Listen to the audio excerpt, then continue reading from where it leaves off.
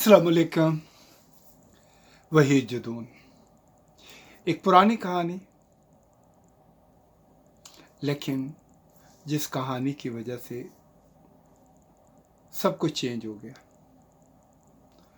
और अंग्रेज़ ने हिंदुस्तान के ऊपर 150 साल हुकूमत की, इस छोटी सी कहानी की वजह से।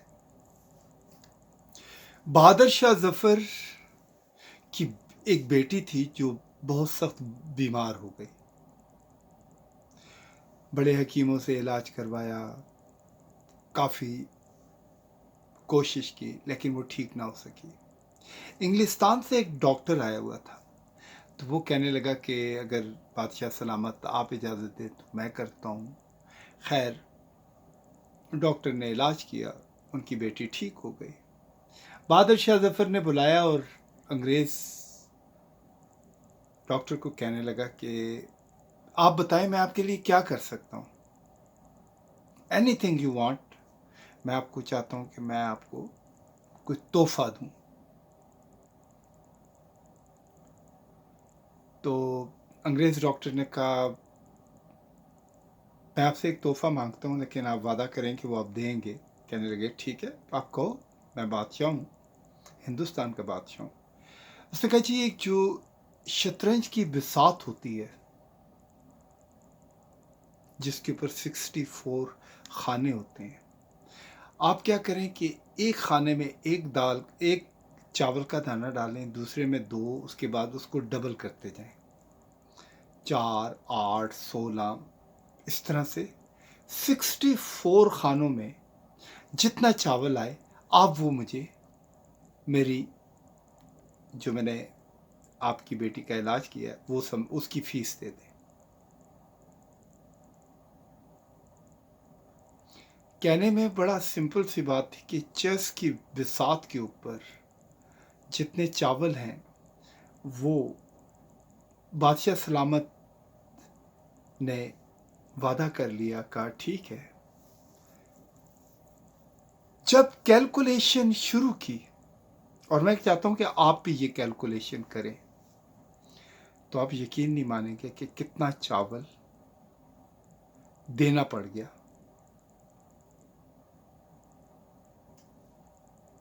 उस अंग्रेज डॉक्टर को, और वहीं से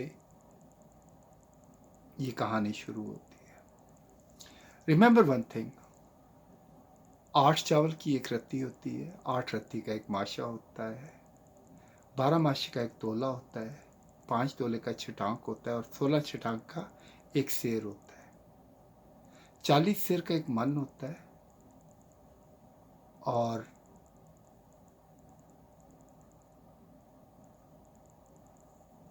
और 28 मन का एक टन होता है और 26 टन का एक कंटेनर होता है और 200 कंटेनर का एक बहरी जहाज होता है। ये कैलकुलेशन है सीधी सीधी। आपको पता है कि हिंदुस्तान में जितना चावल पैदा होता है, 7 साल का चावल वो बंदा अपने साथ इंग्लिस्तान ले गया।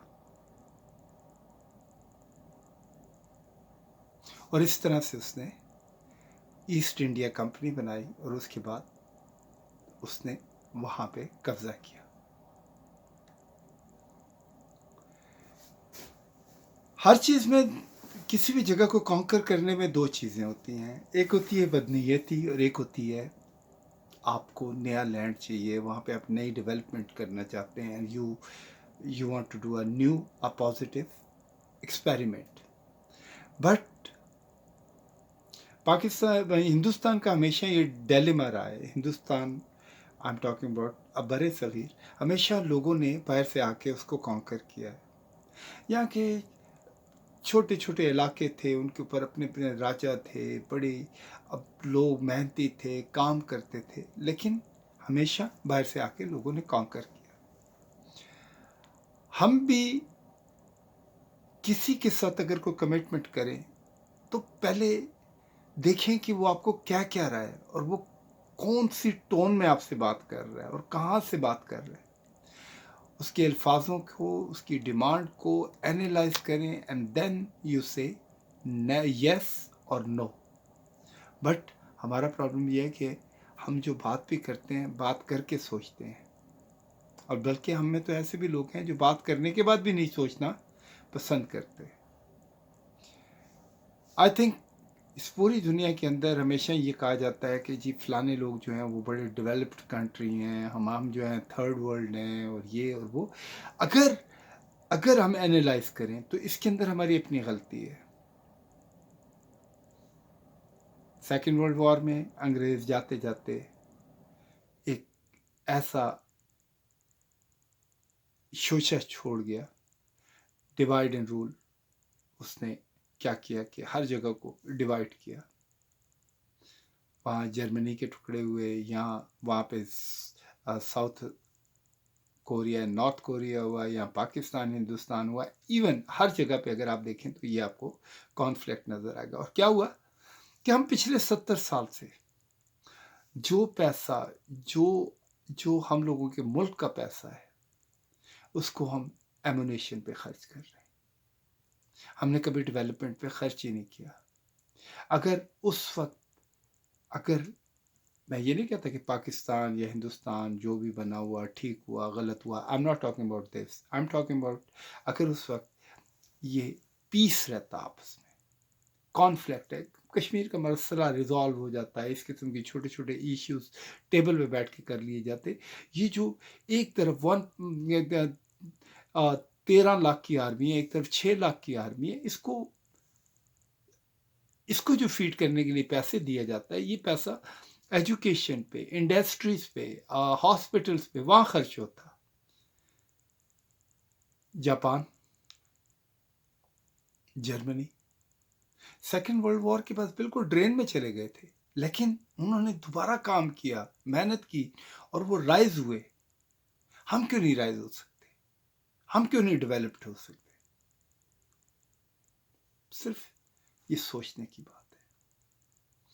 ہمارے ہاں آج بھی لوگ صرف تعلیم حاصل کرتے ہیں ڈگری حاصل کرنے کے لیے, لیکن تعلیم کا جو اصل مقصد ہوتا ہے شعور کا آنا, شعوری تعلیم, وہ نہیں ہے.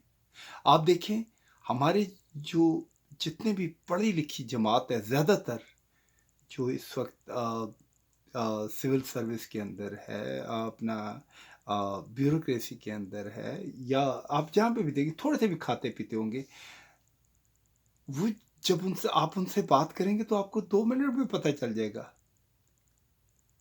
ان کا اخلاق آپ کو بتا دے گا کہ انہیں بات کرنا نہیں آتی. کیونکہ دیکھیں اس دنیا کا وقت ایک سرٹن ٹائم تک آپ اس دنیا کے اندر زندہ رہنا ہے, تو کیا اس کے اندر بھی آپ اتنی کلاسیفیکیشن کر رہے ہیں؟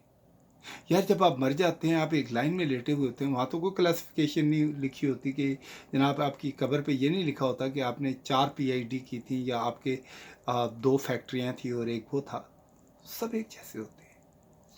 تو وہ وقت آنے سے پہلے why not we can go for a right thing. کیونکہ ہر انسان کسی بھی سوسائٹی کے اندر وہ ایک پزل کا ایک پرفیکٹ پیس ہوتا ہے, اس کے بغیر وہ پزل بن ہی نہیں سکتا. یہ سوچنے کی بات ہے.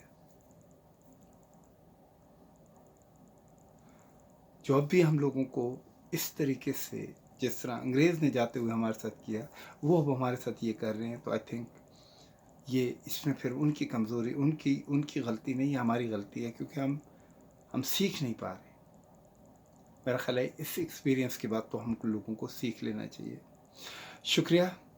if you like, or if you don't like, please do comment, because I really want to hear other side stories. شکریہ. السلام علیکم.